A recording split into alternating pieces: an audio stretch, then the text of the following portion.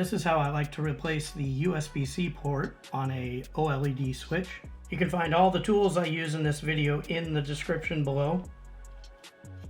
There are 2 rows of pins on all switch ports, and the trickiest part is getting this back row connected to the switchboard. This is where a lot of people fail. So there's a couple things I like to do in prepping the port that make it a little easier. And the first thing is to gently lift up the pins on the back port.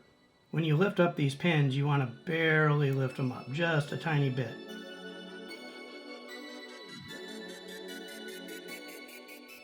Next, you want to pre-tin your port with solder.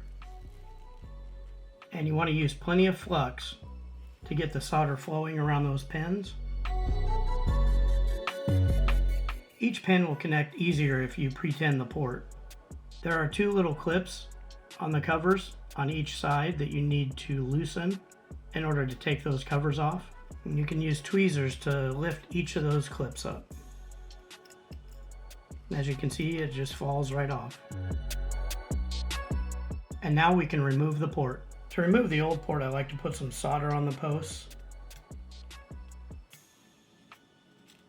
This will allow the existing solder to melt easier.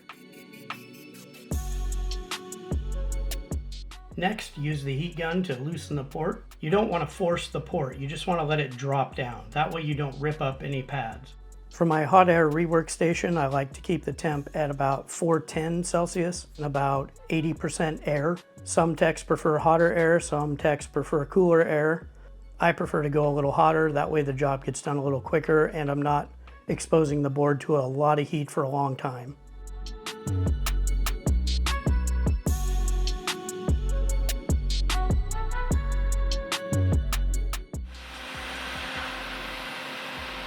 And the port just falls right off. Next, I like to remove the solder from the back 2 posts. You can do this a number of ways. You can use braided wire. I like to suck it out using a solder sucker. And again, I'll leave a link in the description below so you can see where to get one.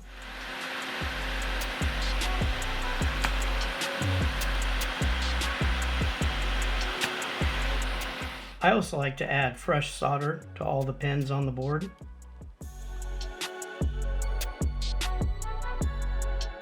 Next, I just melt the solder in the 2 top post holes with your heat gun, and once it's melted, I just slip in the new port.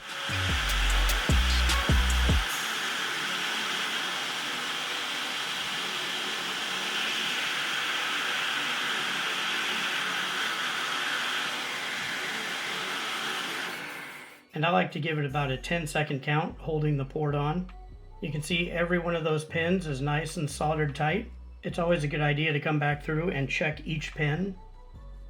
You can gently push on them with a tweezer. Make sure they don't move. But because we pre-tin both the port and the board, it'll almost always connect every pin every time. Just takes a little practice. If you do have a loose pin, you just come back through, add a little flux, and then touch it up with your soldering iron. When I'm done, I clean everything up with isopropyl alcohol, 99.9%. And next you'll need to fill in those 2 back ports that we cleaned out.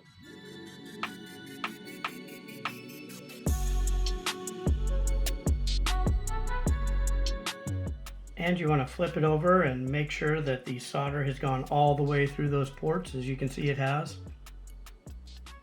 That way you get a good strong connection. If it doesn't go all the way through, you can add some more solder on the back. And that's how you install a port on an OLED switch. If you have any questions, let me know in the comments. All the tools used in this can be found in the description. Thanks for watching and happy fixing.